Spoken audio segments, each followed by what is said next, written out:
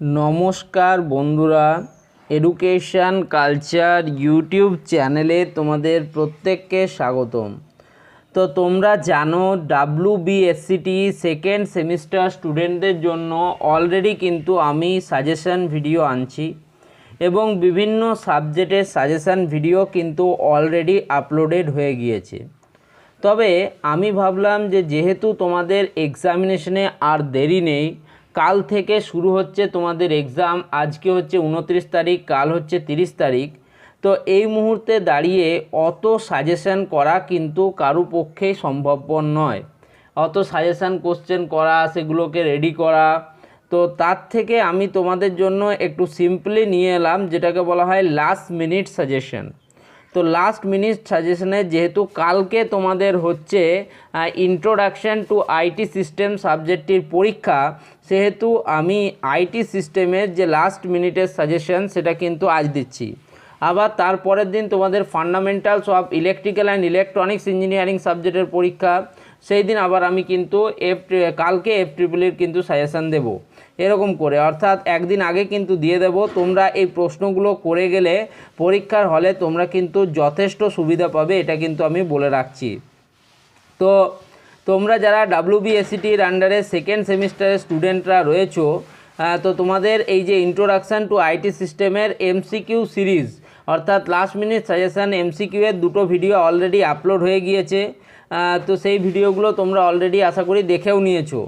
এখন আমি এইখানে তোমাদের সাথে লং অ্যান্সার টাইপ কোশ্চেন নিয়ে আলোচনা করব। অর্থাৎ যে 8 নাম্বারের যে বড় প্রশ্নগুলো তোমাদের সলভ করতে হয়, অর্থাৎ 8 নাম্বারের যে 5টা কোশ্চেন তোমাদের সলভ করতে হয়, সেই 8 নাম্বারের প্রশ্নগুলো নিয়ে কিন্তু এই ভিডিওতে আলোচনা হবে।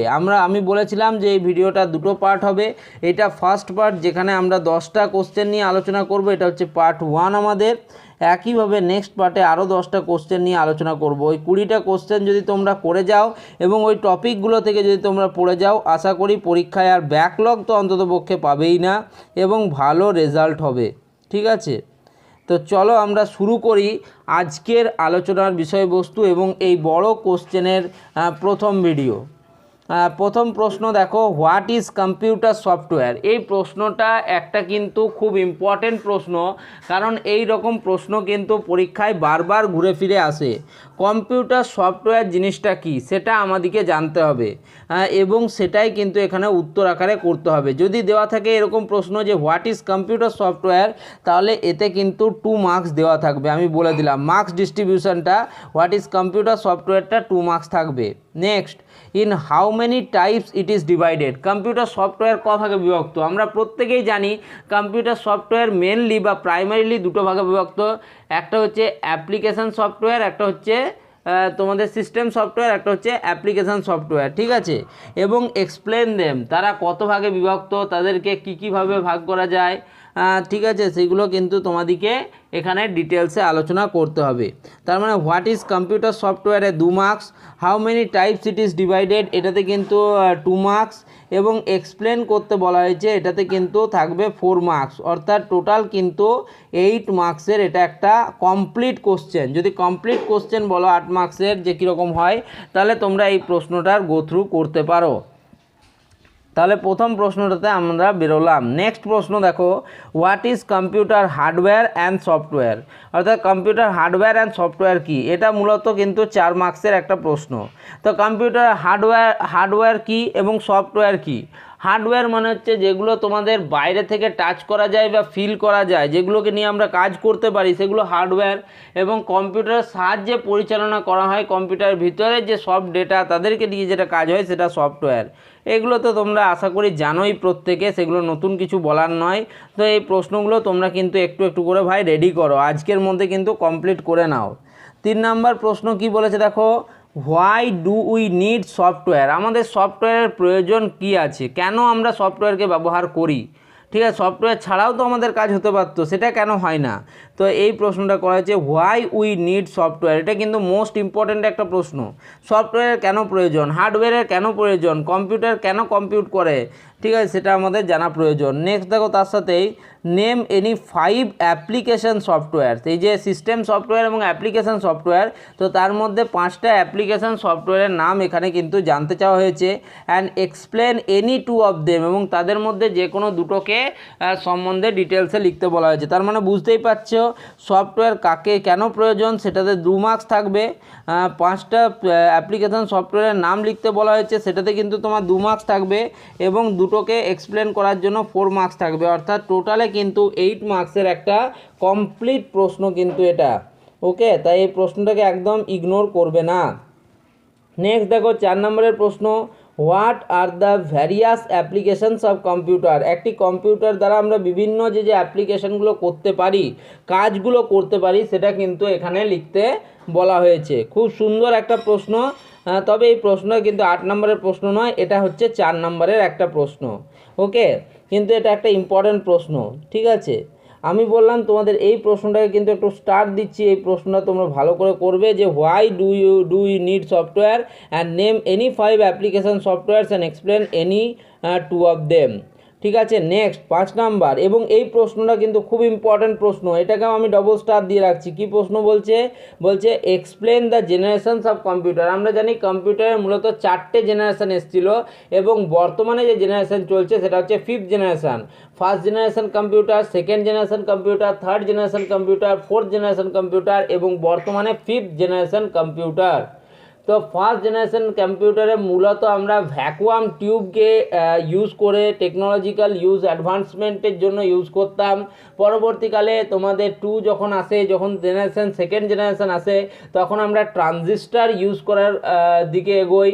থার্ড জেনারেশনে আমরা ইন্টিগ্রেটেড সার্কিট বা আইসি সিস্টেমের বর্ষবর্তী হয় বা আইসি সিস্টেমকে ব্যবহার করি। ফোর্থ জেনারেশনে আমরা ভিএসআই অর্থাৎ very large scale surface integrated device ব্যবহার করি।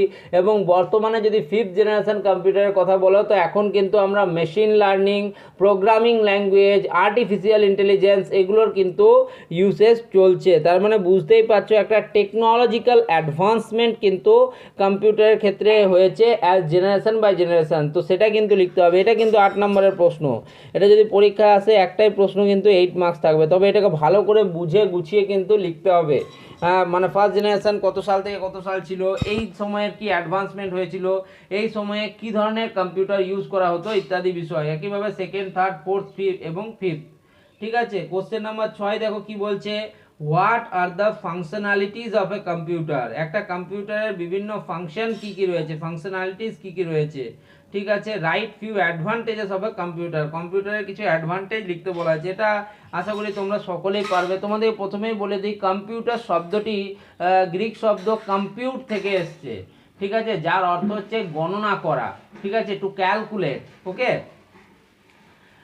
তো তোমাদের ফাংশনালিটিস অফ কম্পিউটার এবং অ্যাডভান্টেজ, এটাতে মূলত তোমাদের থাকবে 3+3 6 মার্কসের কিন্তু এটা একটা প্রশ্ন।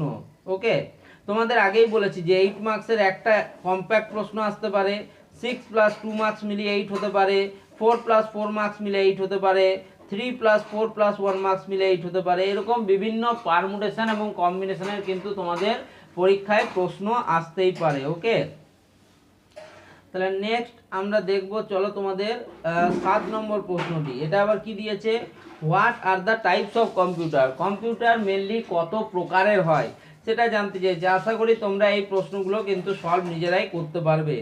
8 নম্বর প্রশ্ন কি বলেছে, হোয়াট ইজ কম্পিউটার মেমোরি। কম্পিউটারের যে মেমোরি, সেই কম্পিউটার মেমোরিটা কি, and explain the secondary memory. Secondary মেমোরিটাকে এক্সপ্লেন করতে বলা হয়েছে। এটাও মূলত 4 নম্বরের একটা প্রশ্ন।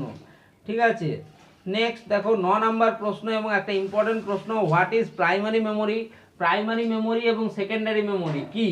ঠিক আছে, প্রাইমারি মেমোরির আন্ডারে কি কি পড়ে, সেকেন্ডারি মেমোরির আন্ডারে কি কি পড়ে, প্রাইমারি মেমোরির কাজ কি, সেকেন্ডারি মেমোরির কাজ কি, প্রাইমারি মেমোরির অ্যাপ্লিকেশনস কোথায় কোথায় হয়, সেকেন্ডারি মেমোরির অ্যাপ্লিকেশন কোথায় কোথায় হয়। এরকম ভাবে কিন্তু তোমাদেরকে সাজেশনটা নিজেদের মতো পড়ে তৈরি করতে হবে। Okay, classify the RAM and ROM categories. তোমরা জানো এস র্যাম, ডি র্যাম, ঠিক আছে, ই রম, ইপিরম, ইইরম। তো এরকম কিন্তু তোমাদের ক্যাটাগরিগুলোকে এখানে ক্লাসিফাই করতে বলা হয়েছে। ঠিক আছে, এটা হচ্ছে 9 নম্বর প্রশ্নতে আমরা গেছিলাম। এখানে দেবে তোমাদের প্রাইমারি মেমোরিতে 2 মার্কস এবং রমের ক্যাটাগরিতে 2 মার্কস, অর্থাৎ এটা একটা কিন্তু 4 মার্কসের কম্প্যাক্ট প্রশ্ন। ঠিক আছে, নেক্সট দেখো 10 নম্বর এমসিকিউ, 10 নম্বর প্রশ্ন, সরি, কি বলেছে, list the computer storage device. এই যে কম্পিউটারের ডেটা আমরা তো কোথাও স্টোর করি, তো সেই স্টোরেজ ডিভাইসগুলোকে লিস্ট আউট করতে বলা হয়েছে। And explain magnetic memory device, যে ম্যাগনেটিক মেমোরিটিক্যাল যে ডিভাইসগুলো আছে তাদের সম্বন্ধে জানতে চেয়েছে এবং এক্সপ্লেন করতে বলা হয়েছে। এটাও কিন্তু 4 মার্কসের একটা প্রশ্ন। তাহলে তোমরা বুঝতেই পারছো উপরের প্রশ্নগুলো কিন্তু যথেষ্ট ইম্পর্টেন্ট তোমাদের এক্সামের রেসপেক্টে। ঠিক আছে, এবং এগুলো থেকে পরীক্ষায় কিন্তু প্রশ্ন আসবে ঘুরিয়ে ফিরিয়ে হলেও, কিন্তু এই টপিকগুলো মেন টপিক। তো এটা আমাদের পার্ট 1 ভিডিও, এটা আপলোড হবে আজকে কিন্তু দুপুর 12টার সময়। তোমরা কিন্তু এক্সক্লুসিভলি এটা দেখতে পাবে এডুকেশন কালচার আমাদের ইউটিউব চ্যানেলে। ওকে, তো আশা করি তোমাদের এই ভিডিওটা দেখে কিছু না কিছু হেল্পফুল হবে। যদি ভিডিওটা ভালো লাগে, হেল্পফুল মনে হয়, তাহলে ভাই প্লিজ বন্ধুদের মধ্যে শেয়ার করে দাও, যাতে তারাও এক্সাম প্রিপারেশনটা ভালোভাবে নিতে পারে। অবশ্যই চ্যানেলটিকে সাবস্ক্রাইব করো, ভিডিওগুলিকে লাইক করো। ধন্যবাদ।